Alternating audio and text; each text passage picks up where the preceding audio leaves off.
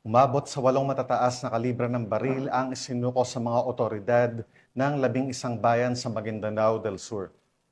Bunga ito ng magandang ugnayan ng pamahalaan at komunidad, partikular na sa pagsugpo ng loose firearms at kriminalidad sa bansa.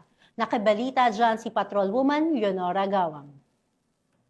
Anong mataas na kalibre ng armas ang voluntaryong isinuko ng mga residente ng Gindulungan, Maguindanao del Sur sa ilalim ng Small Arms and Light Weapons Program, katuwang ang lokal na pamahalaan nito lamang ika-3 ng Nobyembre taong kasalukuyan.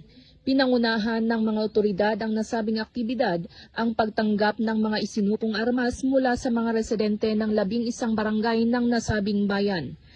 Kabilang sa mga isinukong armas ang isang mortar, 3 grenade launcher, isang Armalite rifle, 2 Uzi at isang caliber 45 pistol. Ang mga naturang armas ay isa sa ilalim sa demilitarization o sisirain upang hindi na muling magamit pa sa anumang uri ng karahasan.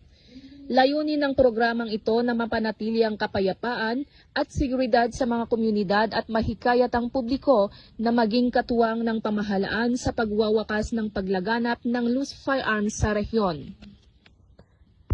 Mula rito sa rehiyon ng Bangsamoro, ako ang inyong Police News Network Correspondent, Patrolwoman Leonora Gawang, alagad ng batas, tagataguyod ng Balitang Pulis.